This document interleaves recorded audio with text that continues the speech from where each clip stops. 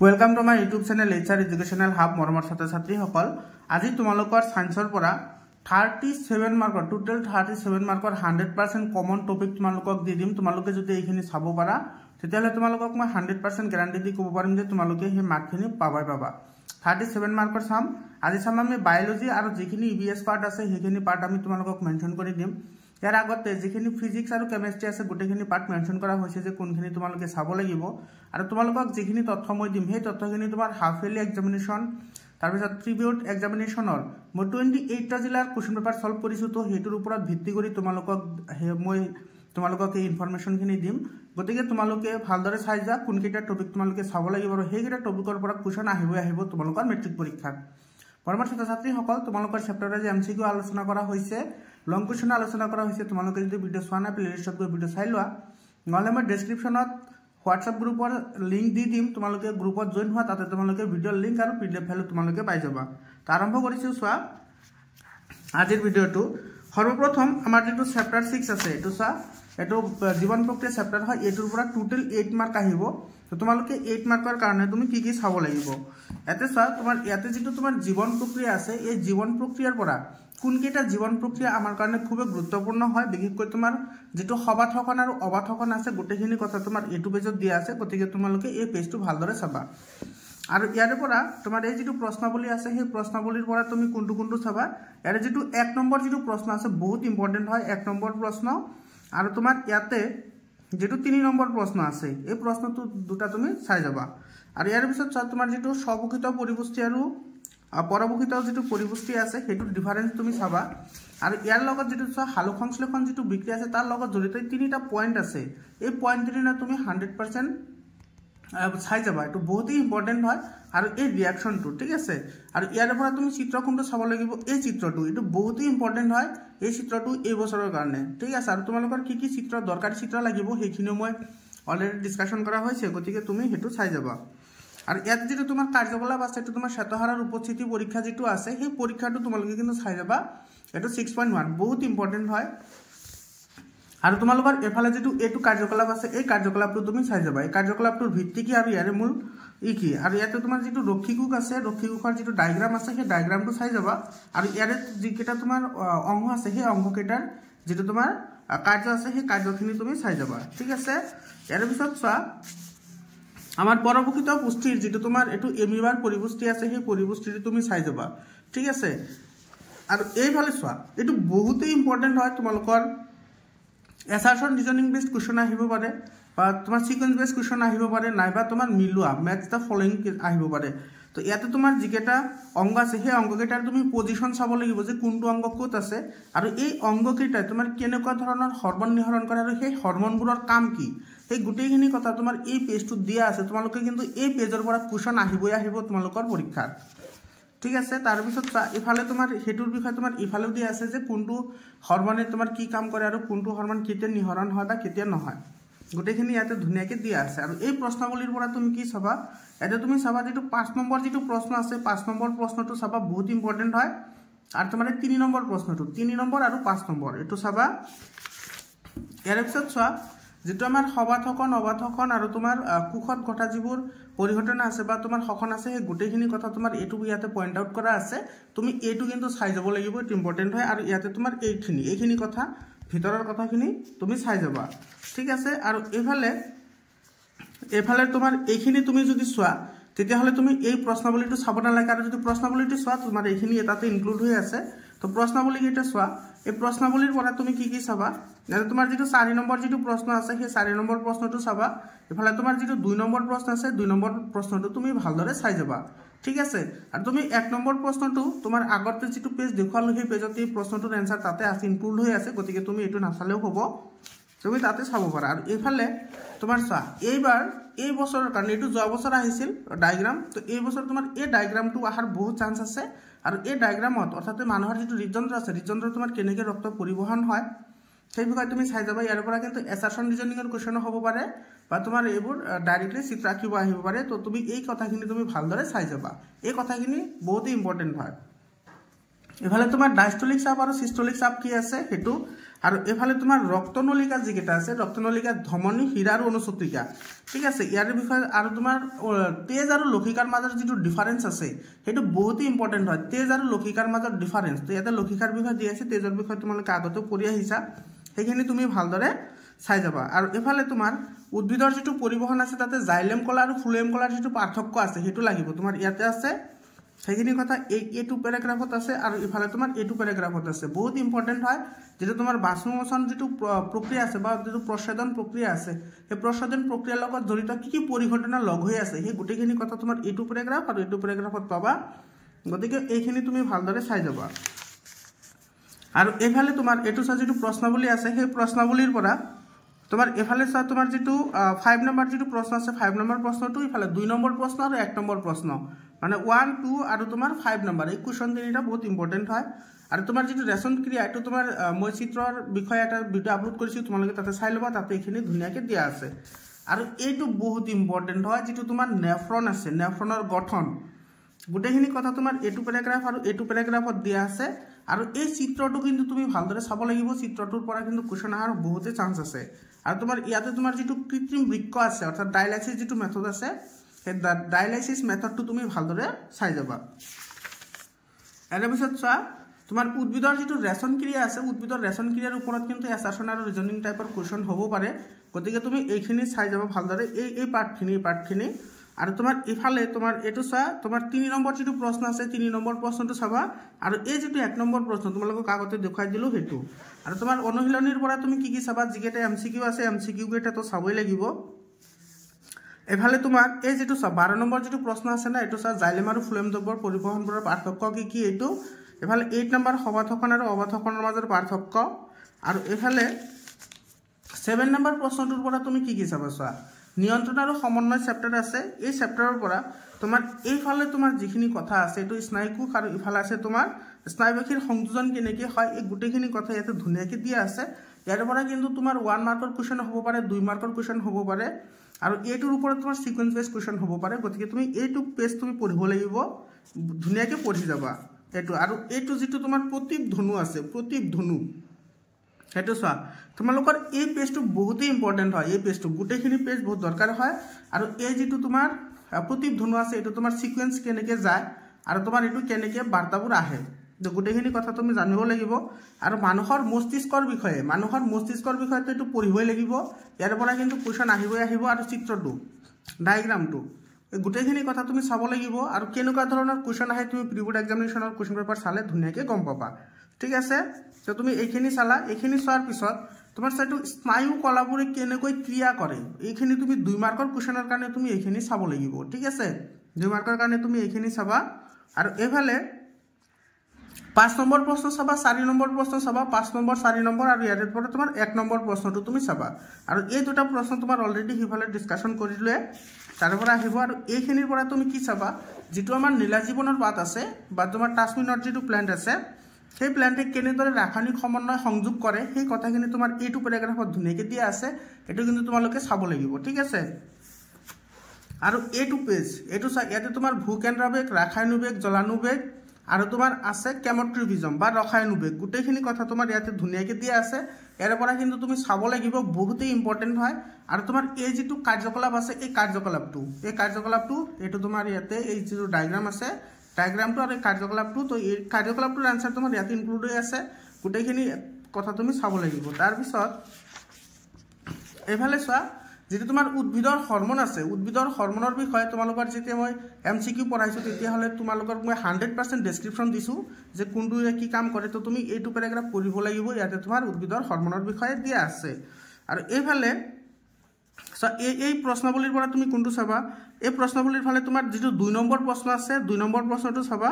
আৰু এইফালে তোমাৰ এই যেটো 4 নম্বৰ প্ৰশ্ন আছে 4 নম্বৰ প্ৰশ্নটো আৰু যেটো 5 নম্বৰ প্ৰশ্ন আছে এটো অলৰেডি কামৰূপ মেট্ৰ জিলাত আহিছে আমাৰ কামৰূপ মেট্ৰ জিলাত গতিকে তুমি এই প্ৰশ্নখিনি চাই যাবা আৰু প্ৰাণীৰ হৰমনৰ বিষয়ে তোমালোকে ভাল নলেজ লাগিব বিশেষকৈ তোমাৰ যেটো প্ৰাণীৰ হৰমনৰ পৰা বিশেষকৈ তুমি চাব লাগিব যেটো তোমাৰ এড্ৰিনালিন হৰমন আছে সেই এড্ৰিনালিন হৰমনটো কেনেদৰে কাম কৰে কি কাম কৰে আৰু তোমাৰ যিকেটা ডেফিচিয়েন্সি আছে অৰ্থাৎ বেমাৰ হয় যিকেটা হৰমনৰ অবিহনে তোমাৰ কিছুমান বেমাৰ হয় সেই গুটেখিনি কথা ইফালে আছে আৰু তোমাৰ ইয়াতে দিয়া আছে এই পেজ দুটা তুমি পঢ়িব লাগিব বহুত ইম্পৰ্টেন্ট হয় আৰু এই ডায়াগ্ৰাম দুটা তুমি এই ডায়াগ্ৰাম দুটাৰ পজিশনখিনি চাই যাবা যে কোনটো অংশ ক'ত ক'ত আছে ঠিক আছে আৰু এফালে তোমাৰ প্ৰশ্নাৱলীৰ পৰা তুমি চাবা ইয়াতে তোমাৰ যেটো 2 নম্বৰ প্ৰশ্ন আছে 2 নম্বৰ প্ৰশ্নটো বহুত ইম্পৰ্টেন্ট হয় আৰু ইফালে তোমাৰ 4 নম্বৰ প্ৰশ্নটো বা তুমি 1 নম্বৰ প্ৰশ্নটো 1 নম্বৰ যেটো প্ৰশ্ন আছে সেই প্ৰশ্নটো তুমি যদি এইখিনি পঢ়া তেতিয়া হলে তোমাৰ এটোৰ এনসাৰ অটোমেটিক্যালি আহি যাব অনুশীলনী চোৱা অনুশীলনীৰ পৰা তুমি এমসিকিউ কেটা চাবা এমসিকিউ কেটা চোৱাৰ পিছত ইয়াতে তোমাৰ এটা চোৱা ইয়াতে তোমাৰ এই যেটো 12 নম্বৰ যেটো প্ৰশ্ন আছে 12 নম্বৰ প্ৰশ্নটো চাবা তাৰ পিছত তুমি 10 নম্বৰ প্ৰশ্নটো চাবা 10 নম্বৰ প্ৰশ্ন আৰু এই যেটো 8 নম্বৰ প্ৰশ্ন আছে এটো বহুত ইম্পৰ্টেন্ট হয় 8 নম্বৰ প্ৰশ্নটো এটা চাই যাবা ঠিক আছে আৰু এটো তোমাৰ 7 নম্বৰ প্ৰশ্নটো চাবা আৰু এফালে তোমাৰ এই 4 নম্বৰ প্ৰশ্নটো চাবা বহুত ইম্পৰ্টেন্ট হয় তাৰে পিছত চোৱা এটো তোমাৰ জীৱই কেনেকে বংশ বিস্তাৰ কৰে এটো চেপ্টাৰৰ পৰা তোমাৰ 5 মাৰ্কস আহিব তো এটোৰ পৰা তুমি কি চাবা ইয়াৰ পৰা তুমি প্ৰথমতে এই প্ৰথম পেজৰ পৰা তোমাৰ এই যেটো প্ৰশ্নাৱলী আছে প্ৰশ্নাৱলীৰ দুটা প্ৰশ্ন বহুত ইম্পৰ্টেন্ট হয় তো এই দুটা প্ৰশ্নৰ তোমাৰ এনসাৰ তুমি এই দুটা পেজ পঢ়িলে পাই যাবা আৰু এইফালে তোমাৰ যিবোৰ অযৌন প্ৰজনন আছে সেই অযৌন প্ৰজননৰ দ্বিখণ্ডন বা তোমাৰ যিবোৰ প্ৰক্ৰিয়া আছে গুটেকেটা প্ৰক্ৰিয়াৰ ডেফিনেশন লগতে তোমাৰ এক্সাম্পল কেটা মনত ৰাখিব লাগিব যেনেকৈ তোমাৰ প্লাজমোডিয়াম আছে এটা লেছমেনিয়া আছে এটা একেটা তুমি ভালদৰে চাই যাব লাগিব গুটেকেটা বিভাঙ্গন আছে পুনৰ্জীৱন আছে মুকুলোদ্গম আছে আৰু আংগিক বিস্তাৰণ আছে ইয়াৰ পৰা তুমি অলকে কোৱেশ্চন পাবা এইখিনি তুমি চাই যাবা আৰু ইয়াৰ পৰা তুমি চাব লাগিব কি তোমাৰ যেটো কলাকৰ্ষণ যেটো পদ্ধতি আছে কলাকৰ্ষণ পদ্ধতি ইফালে ৰেণুৰ গঠন আছে এইখিনি তুমি ভালদৰে চাব লাগিব আৰু এইফালৰ পৰা তুমি কি চাব লাগিব এটো 5 নম্বৰ এই প্ৰশ্নাৱলীৰ পৰা 5 নম্বৰ প্ৰশ্নটো চাবা 4 নম্বৰ প্ৰশ্নটো চাবা ঠিক আছে আৰু এইফালে তোমাৰ 2 নম্বৰ প্ৰশ্নটো চাবা 2 4 আৰু 5 এটো বহুত ইম্পৰ্টেন্ট হয় এৰ পিছত চা যৌন প্ৰজনন যেটো প্ৰক্ৰিয়া আছে যৌন প্ৰজনন প্ৰক্ৰিয়াৰ ক্ষেত্ৰত তোমাৰ এই পেজটো তুমি ভালদৰে পঢ়ি যাবা যে এটো তোমাৰ যৌন প্ৰজনন প্ৰক্ৰিয়াৰ কি সুবিধা আছে অসুবিধা আছে আৰু কেনেকৈ সংঘটিত হয় প্ৰথমৰ পৰা শেষলৈকে গুটেখিনি কথা ইয়াতে দিয়া আছে সপুষ্পক উদ্ভিদৰ যৌন প্ৰজননৰ বিষয় তোমাৰ এই চিত্ৰটো চাবা বহুত ইম্পৰ্টেন্ট হয় এই চিত্ৰটো এফালে তোমাৰ এটো চিত্ৰ কেনেকৈ গৰ্ভাধান প্ৰক্ৰিয়াটো সম্পূৰ্ণ হয় গুটেখিনি কথা ইয়াতে দিয়া আছে আৰু এই ডায়াগ্ৰামটো কিন্তু চাব লাগিব তোমালোকে যদি প্ৰি বোৰ্ড এক্সামিনেশন সলভ কৰিছা তেতিয়ালে তোমালোকে গমে পাইছা এটো চোৱা এই চিত্ৰটো এটা একেবাৰে যি চিত্ৰ হয় কেৱল চিত্ৰটো মনত ৰাখিব লাগে কোনটো অংশ কি কয় আৰু ইয়াৰ পৰা কিন্তু তোমাৰ প্ৰত্যেকটো অংশৰ তোমাৰ কাৰ্যৰ বিষয় তোমাৰ নলেজ লাগিব তো সেই গুটেখিনি কথা তোমাৰ ইয়াতে দিয়া আছে তুমি এইখিনি চাই যাবা আৰু তোমাৰ মানুহৰ যেটো প্ৰজনন আছে মানুহৰ প্ৰজননৰ বিষয়ে তোমাৰ ইয়াৰ পৰা চোৱা এই ডায়াগ্ৰাম দুটা চাবা ডায়াগ্ৰামটোৰ কে পজিশনটো চাই যাবা আৰু ইফালে তোমাৰ এই পেজটো পঢ়িব লাগিব এই গুটেখিনি কথা বহুত ইম্পৰ্টেন্ট হয় এইখিনি কথা কিন্তু তুমি চাই যাবা আৰু এফালৰ পৰা তোমাৰ যেটো নিষেচন আছে নিষেচন নহলে ডিম্বকোষটো কি হয় আৰু তোমাৰ ইফালে জননকোষ এই জননকোষৰ ওপৰত তোমাৰ বহুতে কোৱেশ্চন হয় আৰু এই জননকোষৰ লগত জড়িত তোমাৰ কিছুমান সেক্সুৱেলি ট্ৰান্সমিটেড ডিজিজ আছে অৰ্থাৎ তোমাৰ সেক্স কৰিলে কেনেকুৱা ধৰণৰ বেমাৰ আজাৰ হ'ব পাৰে কিছুমান বেমাৰ তোমাৰ সংক্ৰমিত হয় কিছুমান বেমাৰ সংক্ৰমিত নহয় গুটেইখিনি কথা তোমাৰ এটো পেজত দিয়া আছে তোমাৰ এই পেজৰ পৰা কিন্তু কোৱেশ্চন আহিব ঠিক আছে গতিকে তুমি এই পেজটো কেতেও এৰি নিদিবা এই পেজটো তুমি ভালদৰে পঢ়িবা ইয়াৰ পিছত চোৱা তোমাৰ এইফালে এই প্ৰশ্নাৱলীৰ পৰা তোমাৰ যেটো ইয়াতে 4 নম্বৰ যেটো প্ৰশ্ন আছে সেই 4 নম্বৰ প্ৰশ্নটো মাতৃদেহত ভ্ৰূণকোষে কেনেকৈ পুষ্টি লাভ কৰে আৰু তোমাৰ এটো 5 নম্বৰ প্ৰশ্নটো কি মানে তোমাৰ গৰ্ভনিৰোধক পদ্ধতি হিচাপে আমি কি পদ্ধতি অৱলম্বন কৰিব পাৰো গুটেকেটা কথা বহুত ইম্পৰ্টেন্ট হয় এতে চোৱা অনুশীলনীৰ পৰা এমসিকিউ কেটা চাবা এমসিকিউ কেটা চোৱাৰ পিছত তোমাৰ এটো 7 নম্বৰ প্ৰশ্নটো আছে ইয়াৰ পিছত তোমাৰ 9 নম্বৰ প্ৰশ্নটো আৰু ইফালে তোমাৰ 11 নম্বৰ প্ৰশ্নটো চাবা বহুত ইম্পৰ্টেন্ট হয় এইকেটা তুমি চাবা আৰু এই যেটো প্ৰশ্ন আছে 10 নম্বৰ প্ৰশ্ন এটো তোমাৰ প্ৰজনন প্ৰক্ৰিয়াৰ গুৰুত্ব লিখিব লাগে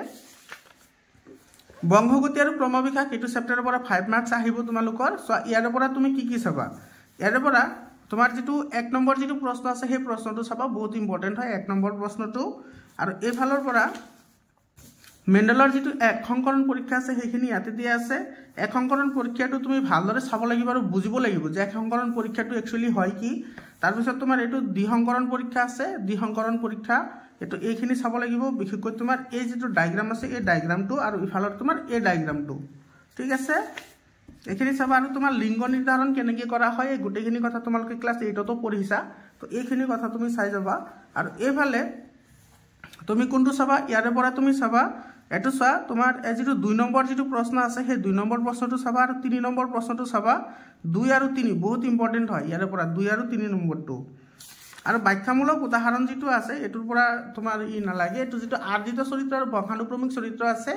এইখিনি কিন্তু তুমি ভালদৰে চাব লাগিব এই প্যাৰাগ্ৰাফটো ঠিক আছে তো এই প্যাৰাগ্ৰাফটো ভালদৰে চাই যাবা এৰ পিছত চোৱা এইটো তোমাৰ ইয়াতে তোমাৰ এটো যেটো 3 নম্বৰ প্ৰশ্ন আছে আৰু তোমাৰ 2 নম্বৰ প্ৰশ্ন আছে 1 নম্বৰ আৰু 3 নম্বৰ 1 আৰু 3 আৰু তোমালোকে এই প্যাৰাগ্ৰাফটো অলপ চাই যাবা তোমাৰ ইউৰি নামৰ বিজ্ঞানীজনে কেনেদৰে তোমাৰ জীৱ এটাৰ উৎপত্তি হৈছে বুলি ব্যাখ্যা কৰিছে গোটেইখিনি কথা ইয়াতে ধুনীয়াকৈ দিয়া আছে আৰু তোমাৰ যেটো প্ৰজাতিকৰণ আছে প্ৰজাতিকৰণৰ ডেফিনেশনটো ভালদৰে চাই যাবা এই প্ৰশ্নাৱলীৰ পৰা তুমি কি চাবা ইয়াতে যেটো তোমাৰ 2 নম্বৰ প্ৰশ্ন আছে 2 নম্বৰ প্ৰশ্নটো চাবা আৰু তোমাৰ 3 নম্বৰটো 2 আৰু 3 এই দুটা প্ৰশ্ন তুমি ভালদৰে চাই যাবা আৰু তোমাৰ এটো চা তোমাৰ যেটো জীৱাশ্মজাত ইন্ধনৰ লগত যেটো তোমাৰ সমবৃত্তিক অংগ আছে আৰু সমসংস্থ অংগ আছে গোটেইখিনি কথা তোমাৰ এটো প্যাৰাগ্ৰাফত দিয়া আছে তো সেইখিনি তুমি চাব লাগিব আৰু এফালে তোমাৰ জীৱাশ্ম ইন্ধনৰ পৰা জীৱাশ্মৰ পৰা তুমি এইখিনি চাবা আৰু এই যেটো চিত্ৰ আছে না চিত্ৰকেটা চাই যাবা মানে কোনটোৰ কি হয় জীৱাশ্ম হয় হেতু তুমি চাই যাবা আৰু তোমালোকে এই প্যাৰাগ্ৰাফ সৰু এটা প্যাৰাগ্ৰাফ হয় 4-5টা লাইনৰ এই প্যাৰাগ্ৰাফটো চাই যাবা ইয়াতে তোমাৰ দিয়া আছে যে জীৱাশ্মসমূহক আমি কেনেদৰে অধ্যয়ন কৰো তাতে দুটা পদ্ধতি আছে দুটা পদ্ধতিৰ বিষয়ে ইয়াতে ধুনীয়াকৈ দিয়া আছে তুমি এইখিনি চাবা ঠিক আছে আৰু ইয়াৰে পৰা বিবৰ্তনৰ যেটো পৰ্যায় আছে হেতুৰ পৰা বিবৰ্তনৰ পৰ্যায়ৰ পৰা তুমি এই যেটো প্যাৰাগ্ৰাফ আছে লাষ্টৰ যেটো প্যাৰাগ্ৰাফ আছে এই প্যাৰাগ্ৰাফটো তুমি ভালদৰে চাই যাবা ইয়াৰ পৰা তোমাৰ ৰঙা বন্ধাকবি কেনেকৈ সৃষ্টি কৰা হয় বা কৃত্ৰিম প্ৰজনন কেনেকৈ সম্ভৱ হৈছে গোটেইখিনি কথা ইয়াতে দিয়া আছে ঠিক আছে আৰু তোমাৰ এইখিনি চাবা আৰু তোমাৰ ইয়াতে সব প্ৰশ্নাৱলীৰ পৰা তোমাৰ এটো 3 নম্বৰ প্ৰশ্নটো চাবা আৰু তোমাৰ 1 নম্বৰ প্ৰশ্নটো চাবা 1 নম্বৰ আৰু 3 নম্বৰ প্ৰশ্নটো চাবা আৰু পখিলাৰ বাকি ভাদলিৰ দেউকা তোমাৰ কি হয় নহয় হেতু তুমি আগতে পঢ়িলে পাই যাবা আৰু মানুহৰ যেটো বিবৰ্তন আছে মানুহৰ বিবৰ্তনৰ পৰা তুমি এই লাষ্টৰ প্যাৰাগ্ৰাফটো চাই যাবা এৰ পিছত চোৱা তোমাৰ এই প্ৰশ্নাৱলীৰ পৰা তুমি কি চাবা প্ৰশ্নাৱলীৰ পৰা তোমাৰ যেটো 2 নম্বৰ প্ৰশ্ন আছে সেই প্ৰশ্নটো চাবা এৰ পিছত যেটো অনুশীলনী আছে অনুশীলনীৰ পৰা তোমাৰ কি কৰিব লাগিব গোটেইটা এমসিকিউ চাব লাগিব এমসিকিউ চোৱাৰ পিছত তোমাৰ ইয়াতে চোৱা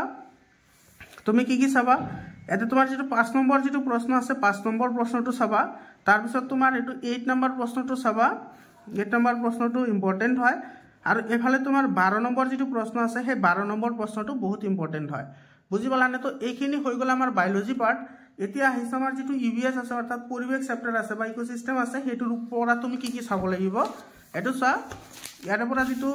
40 নম্বৰ যেটো চেপ্টাৰ আছে 40 নম্বৰ চেপ্টাৰত তোমাৰ শক্তিৰ উৎসসমূহ আছে শক্তিৰ উৎসসমূহৰ পৰা তুমি ইয়াৰ পৰা কি চাব লাগিব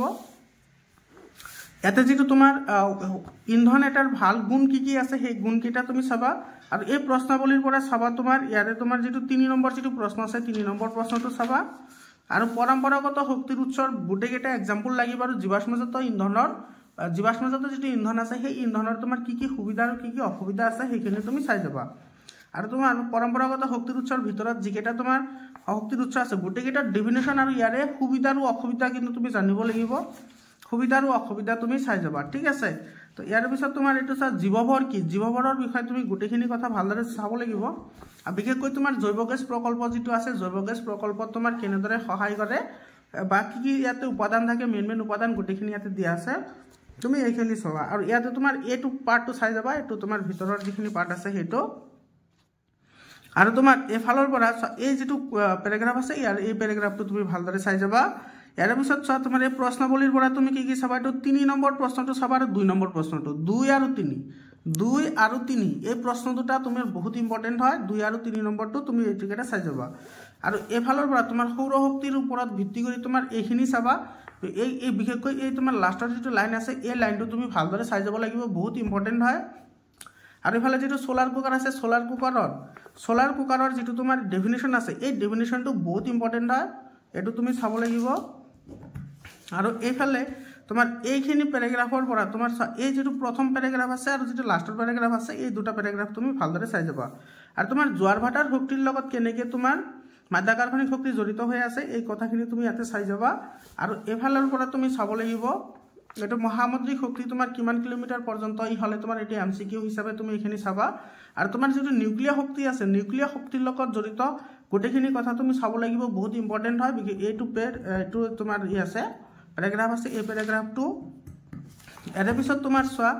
এই যেটো প্যাৰাগ্ৰাফ আছে এইটো প্যাৰাগ্ৰাফত চাবা এৰ পৰা এছাৰশন ৰিজনিংৰ কোৱেশ্চন আহাটো বহুত সম্ভাৱনা আছে আৰু তোমাৰ নিউক্লিয়াৰ যেটো সংযোজন আছে সেই নিউক্লিয়াৰ সংযোজনৰ বিষয়ে গোটেইখিনি কথা তুমি লাগলে ৰাটা মাৰি যোৱা তথাপি প্ৰবলেম নাই কিন্তু ইয়াৰ বহুত ইম্পৰ্টেন্ট হয় এৰ পিছত চোৱা তোমাৰ এই যেটো প্ৰশ্নাৱলী আছে সেই প্ৰশ্নাৱলীৰ পৰা তোমাৰ 1 নম্বৰ প্ৰশ্নটো চাবা 1 নম্বৰ প্ৰশ্ন আৰু 4 নম্বৰ প্ৰশ্ন 1 আৰু 4 এইটা ইম্পৰ্টেন্ট হয় আৰু এই প্ৰশ্নাৱলীৰ পৰা তোমাৰ 1 আৰু 2 দুইটা প্ৰশ্ন চাবা 1 নম্বৰ আৰু 2 নম্বৰটো বহুত ইম্পৰ্টেন্ট হয় দুইটা প্ৰশ্ন দৰকাৰী হয় এৰ পিছত তোমাৰ চোৱা এটো প্ৰশ্নাৱলীৰ পৰা তুমি কি চাবা এটো প্ৰশ্নাৱলীৰ পৰা তোমাৰ যেটো 2 নম্বৰ যেটো প্ৰশ্ন আছে সেই 2 নম্বৰ প্ৰশ্ন চাবা 1 নম্বৰ প্ৰশ্নটো তো সকলে জানো আমি 2 নম্বৰটো চাবা অনুশীলনীৰ পৰা তোমাৰ এমসিকিউ কেটা চাবা এমসিকিউ কেটা চোৱাৰ পিছত তুমি ইয়াতে যেটো 10 নম্বৰ প্ৰশ্ন আছে মৰমৰ ছাত্ৰ-ছাত্ৰীয়ে কল এই চেপ্টাৰৰ পৰা ওপৰত মই এটা অলৰেডি লং ভিডিও এটা আপলোড কৰিছো তাতে কিন্তু এইবোৰ প্ৰশ্ন মই তাতে ডিসকাশন কৰিছো অলৰেডি তেনে তোমাৰ 10 নম্বৰ প্ৰশ্ন চাবা 10 নম্বৰ 9 নম্বৰ প্ৰশ্নটো চাবা আৰু ইফালে তোমাৰ 7 নম্বৰ প্ৰশ্নটো চাবা ঠিক আছে 7 নম্বৰ প্ৰশ্নটো আৰু এফালৰ পৰা তোমাৰ যেটো এমসিকিউ আছে এমসিকিউটো চাবা তো এইখিনি চালে হৈ যাব এটো ঠিক আছে আৰু চাব নালাগে হয় ইয়াৰ পিছত চোৱা আমাৰ পৰিবেশ চেপ্টাৰৰ পৰা তুমি কি চাবা ইয়াৰ পৰা তোমাৰ যেটো প্ৰশ্নাৱলী আছে সেই প্ৰশ্নাৱলীৰ পৰা তুমি কি চাব লাগিব ইয়াৰ পৰা তোমাৰ 1 2 3 এটো তিনিটা চাবা ইয়াৰে ঠিক আছে ইম্পৰ্টেন্ট হয় আৰু একে হয় প্ৰশ্নৰ এনসাৰবোৰ বহুত ইজি হয় ঠিক আছে ইয়াৰ পিছত চোৱা তোমাৰ ইয়াত এইটোৰ পৰা খাদ্য শৃংখলাৰ জাল ইয়াৰ পৰা তোমাৰ এই যেটো ই আছে পৌষ্টিক স্তৰৰ ই যেটো আছে পিৰামিড বুলি কয় শক্তি স্তৰৰ পিৰামিড বুলি কয় এইটো আৰু ইয়াতে যেটো তোমাৰ 10% ৰুল আছে এই পইণ্ট কেটা কিন্তু তুমি চাবই লাগিব 10% ৰুলৰ ওপৰত কিন্তু কোৱেশ্চন আহিব আৰু এফালে তোমাৰ ইয়াতে তোমাৰ তিনিটা পইণ্ট আছে এফালে তিনিটা পইণ্ট আছে তো এই ছটা পইণ্ট তুমি ভালদৰে চাব লাগিব আৰু এই ডায়াগ্ৰামটো চাব লাগিব আৰু ইয়াৰ পিছত তোমাৰ জৈৱিক বিবৰ্ধক কাক বোলে জৈৱিক বিবৰ্ধক কিহৰ কাৰণে সংগঠিত হয় আৰু কেনেকৈ সংগঠিত হয় গোটেইখিনি কথা তোমাৰ ইয়াতে দিয়া আছে বহুত ইম্পৰ্টেন্ট হয় এৰ পিছত চোৱা তোমাৰ এই প্ৰশ্নাৱলীৰ পৰা 1 নম্বৰ আৰু 2 নম্বৰ দুইটা প্ৰশ্ন চাবা ইয়াতে আৰু এফালৰ পৰা তোমাৰ ওজন স্তৰৰ যেটো অৱক্ষয় আছে ওজন স্তৰৰ অৱক্ষয়ৰ বিষয়ে গোটেইখিনি ইয়াতে ধুনিয়াকৈ দিয়া আছে তুমি এইখিনি প্যাৰাগ্ৰাফটো চাব লাগিব ইয়াৰ পিছত চোৱা ইয়াৰ পিছত তোমাৰ এটো এই প্ৰশ্নাৱলীৰ পৰা তোমালোকক কলে যেটো তোমাৰ 1 নম্বৰ প্ৰশ্ন আছে 1 নম্বৰ প্ৰশ্নটো তুমি ভালদৰে চাই যাবা বহুত ইম্পৰ্টেন্ট হয় আৰু অনুশীলনীৰ পৰা তোমাৰ যেটা এমসিকিউ আছে এমসিকিউ কেটা চাবা আৰু এফালৰ পৰা তুমি কি চাবা এটো চা 6 নম্বৰ যেটো প্ৰশ্ন আছে 5 নম্বৰ প্ৰশ্ন 5 নম্বৰ 6 নম্বৰ এফালে তোমাৰ 8 নম্বৰ ইয়াতে যেটো তোমাৰ 4 নম্বৰ প্ৰশ্ন আছে না এই প্ৰশ্নটো কিন্তু বহুত দৰকাৰী হয় এটোৰ ওপৰত তোমাৰ এছাৰশন আৰু ৰিজনিংৰ কোৱেশ্চন হ'ব পাৰে নহলে তোমাৰ যেটো কেস বেস ষ্টাডিজৰ ধৰণৰ কোৱেশ্চন হ'ব পাৰে সেই কোৱেশ্চনটো হ'ব পাৰে মৰমৰ ছাত্ৰ-ছাত্ৰী সকল তোমালোকক এটা আৰু এটা কথা জনাই থওঁ তোমালোকৰ কাৰণে মই মাৰাথন ভিডিও লৈ আহি আছো তোমালোকৰ ইংলিশ এক্সামটো ভালদৰে দিয়া ইংলিশ এক্সামৰ পিছত মই হিগনি আপলোড কৰিম তোমালোকে হেতু চাই লবা তোমালোকৰ প্ৰত্যেকটো চেপ্টাৰ মই 100% ক্লিয়াৰ কৰাই দিম হেতুৰ গ্যাৰান্টি মই লম ঠিক আছে মই 100% গ্যাৰান্টি লম যে তাৰ তোমালোকে যদি হেখিনি ভালদৰে চাব পাৰা তোমালোকৰ 100% ক্লিয়াৰ হৈ যাব মই এটো ইয়াৰ ওপৰত যিখিনি এমসিকিউ আছে যিবোৰ লং কোৱেশ্চন আছে গুটেকেটা তাতো ডিসকাশন কৰিম ইয়াৰ পিছত চোৱা 16 নম্বৰ চেপ্টাৰ আৰু আমাৰ শেষৰ চেপ্টাৰ হয় এটো এই চেপ্টাৰৰ পৰা সৰ্বপ্ৰথম তুমি চাবা ইয়াতে যেটো কলিফৰ্ম ভেক্টৰি আছে আৰু যেটো তোমাৰ গংগা একচন প্ল্যান আছে হেতু কেতিয়া কাৰ্যকৰী কৰা হৈছিল আৰু মূল উদ্দেশ্য কি আছিল আৰু তোমাৰ এই যেটো চাইটো কলিফৰ্ম ভেক্টৰিৰ বিষয়ে ইয়াতে দিয়া আছে